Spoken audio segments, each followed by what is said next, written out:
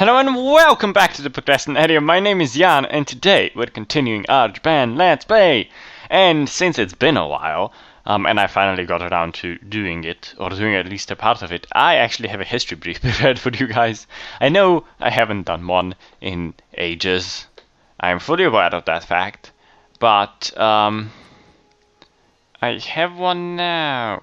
Ooh, they have very high relations with us. Pull this guy back. They don't yet, but they do. Anywho, I have, a history brief. And it's a... oh, we can't annex them for another 40 years? Let's marry them then. Oh, we apparently need to do that.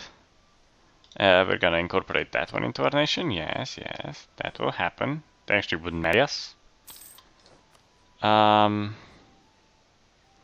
guess we'll go back to improving relations with these guys then. Yeah, something should happen. Yeah, we only have about 5 more. But yeah, basically I have a history brief prepared for you guys, which is awesome. We're gonna talk about the Muromachi period, which is the period we are technically in now. Yeah, it's also known as the Ashikaga period. Excuse me. Sorry, I had to sneeze. I know it sounded weird. It sounded like I was being stabbed, but yeah, I had to sneeze. I tried to hold it in. It didn't really work. But yeah, we're going to talk about the Muromachi period, which is the period we are technically in now. Also known as the Ashikaga period, which is named after the royal house, which in this case is Ashikaga still. Ming doesn't actually consider us a rival, so we're going to try and get Ming to love us. That's gonna be our plan. During this period, which lasted somewhere around 1337 up to 1573, the house of Ashikaga were the shoguns. And they actually did a bunch for Japan during that period. They kind of brought some peace into the nation. Not proper peace, but there was some peace into the nation. There was some economic prosperity. There was international trade during their rule. The first visits from Western countries happened basically from Portugal, because Portugal was the first one to discover Japan. And so on and so forth. Their period, they started establishing themselves in 1337, but properly in 1338 after the Kimo restoration ended. Basically, the first shogun from their family was called Ashikaga Takauji. I apologize if I'm pronouncing these wrong. I know I probably am. Japanese is slightly hard. And their family and the end of their rule ends with Ashikaga Yoshiaki when he's driven out of Kyoto by Oda Nobunaga, something like that. Nobunaga, that's how it is. Visiting a shrine. It's been a long time since last we visited the principal shrines of one of our provinces. The shrine is located on the beaten track on top of a mountain said to be the abode of a very powerful kami. Normally, we've gone there at least once a year, but it has been a while now. The tenants are expecting it. Should we go to visit the shrine? Not this year, we must work around hand, or yes, it is time. It is time. We need some prestige. And we have plenty of money, so we're good. And we're actually going to build a marketplace over here. Increase our power. In between 1336 and 1392, the Ashikaga period was actually... You could technically, politically divide it into 2 periods, and between 1336 and 1392 would kind of be the period of the northern and southern court, which it's kind of the period where there was continued resistance from the supporters of the Kemo Emperor or the emperor during the Kemo restoration period. And then the second half, basically from 1465 to 1573, would be the Warring States period, when it kind of stuff happened, decline happened. They declared war on us again.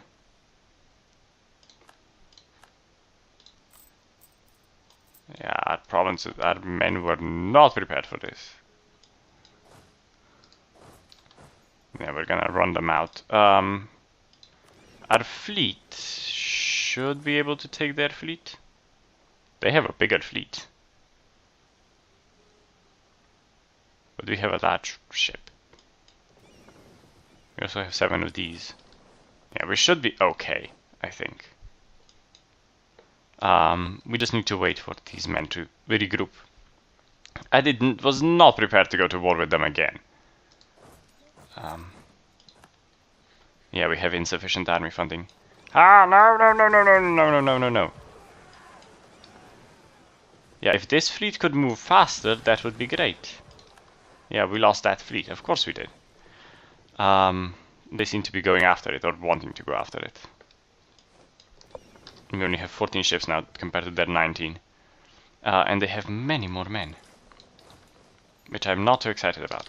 I'm gonna speed up time a bit, just so that it ticks again. Once or twice. Yeah, they're trying to take Kyoto. So I think their war goal is actually to take Kyoto. I'm gonna move our men over here into Mino and then down in Kyoto. Once it takes over again. There we go. We should be okay. Or not! Because they're just doing immense damage. But it's fine, we have lots of manpower. And we've managed to cut down the troops a bit. Get our fleet out here again.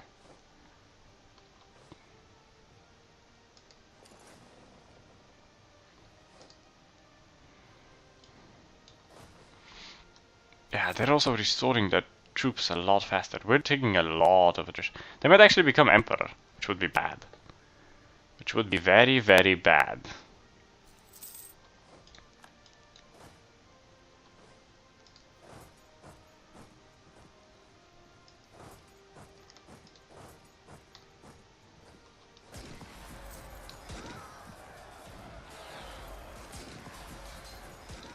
There we go, we've won the Battle of Kyoto. Time to try and annex as much of them as we can. Are their ships attached to ours? No. We don't have the ships to defeat them. They are losing at the moment, so that's something. And I have no diplomats. And we didn't have an alliance. Yep.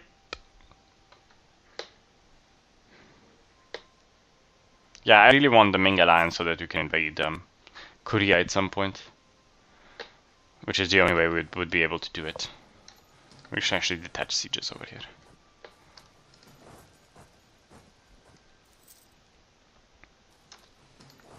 Since I doubt they will be able to actually form an army large enough to do any damage.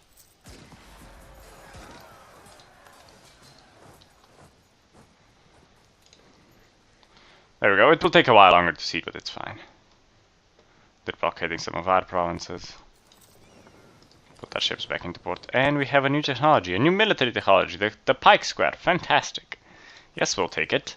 Through the Middle Ages, cavalry's dominance was being challenged by disciplined pikemen. In battles such as Bannockburn and the Golden Spurs, cavalry is defeated by pikes. A combination of improved training and discipline and the addition of swordsmen to provide close combat support has raised the formation to the peak of its efficiency. Military tactics plus 0.25, land morale plus 0.5, and we can now build armories. Which we will do because they're really useful. Yeah, our men are reinforcing that. What's costing us so much money. It's fine. I don't know why these guys are just moving around like there's no tomorrow. But that's alright. War. What is it good for? Well, absolutely nothing. Or if you're Ferengi, it's good for business. So it really depends. taken out another loan. Was to be expected. Should get better and better though, because we'll have to stop paying for reinforcement soon. Another technology, national ideas. Yes, please. And we are going to go with exploration. How much do these cost? Oh, we need 400, right. At least the ideas are not more expensive, which is something.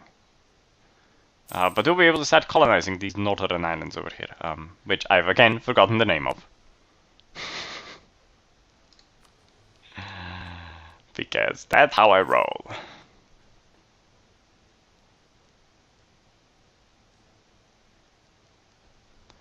We could just annex a few of their territories now.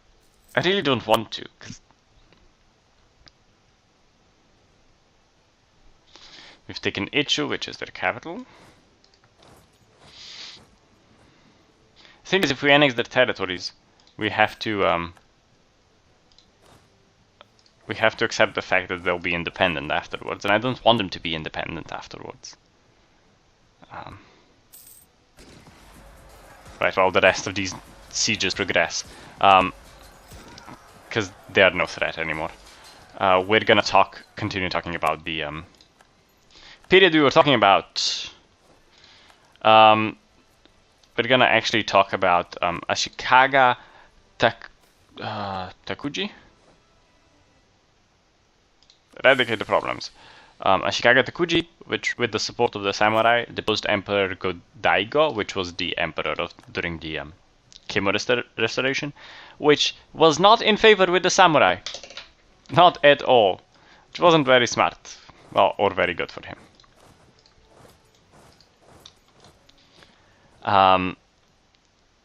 And basically, he wasn't a good emperor at all. Am I not allowing them to attach? Attach your boats to this unit! Do it now!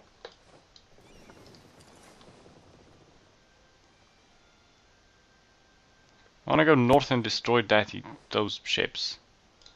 In 1338, he was proclaimed shogun. Ashikaga Takauji was proclaimed shogun in 1338 and established his court in the Flower Palace in Kyoto, which doesn't exist anymore. And he did good. There were a bunch of internal conflicts still in the nation till 1408, but then something sort of an orderly structure appears, and there was order within the empire, and that was established by then what was shogun. His name was Yoshimitsu. The family did kind of encounter succession problems during the end of their reign, which resulted in the Onin War, and in which Kyoto was then completely devastated, and kind of resulted in loss of power for the shogun, and about a century of anarchy in the nation. During this time, as I mentioned before, there was also trade with the the first contacts happened during, if we white peace, they remain thingy. If we don't white peace, they don't remain thingy.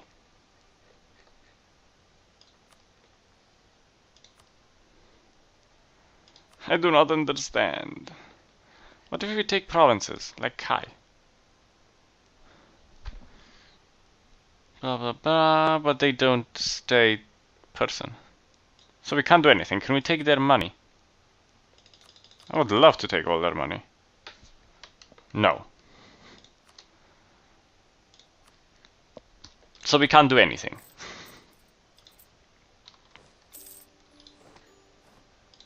Peace. Fine. Good.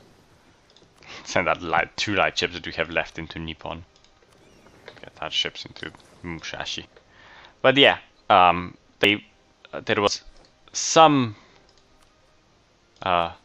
beginning interaction between them and the Ming. There was actually a bunch of trade going in between the nations. The Ming still don't want an alliance at all. We have revolts possible. Yeah, we have war extension. Because we lost the battle. We could boost stability, which we will do. There was trade between Japan and the Ming for the first time, more or less. Why didn't you move into my territory? Go into Kyoto. There was trade between Japan and the Ming. There was China and porcelain and stuff like that went into Japan, and Japan, I think, traded silk back. I don't remember. I read about it not that long ago, but I don't remember. They still hate us. They don't actually hate us. We improve relations with Manchu, because they aren't our rival anymore. But yeah, things happened. And of course, the first meeting, or the first arrival of the Europeans, which in the end didn't resolve that well for Japan, because Japan decided no trade with the Europeans at some point in the future. We'll get to that eventually through the through this history brief. But this was a very brief one, as they should be, I guess. That's the point of them. Just a slight overview of what happened. I didn't include everything because it's impossible to include everything. But yeah.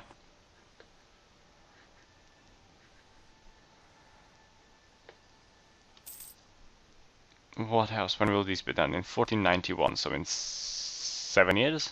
Yeah, which we won't reach in this episode. But, again, these episodes aren't... they're short. And they aren't that good. And we're gonna be able to start to form Japan militarily over here. Use this one? No, not this one, this one. Unite Japan. And yeah,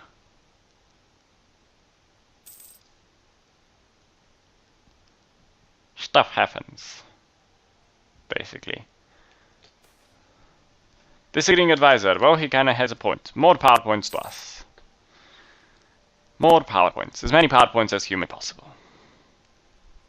Yeah, I hate that we're in the Chinese tech group, so I want to westernize as quickly as possible, though technically, I think it should be possible for a nation like ours to, I don't know, if we have a border with the Timurids, for example, which are, if I'm not mistaken, in the, oh, they're in Nomad group. Indian group isn't that good either. In the Muslim group, none of these are in the Muslim group, really. Don't do this to me. But yeah, if we're bordering a Muslim country, we should be able to go into a Muslim tech group first, if we should want to. But apparently we have to go directly to the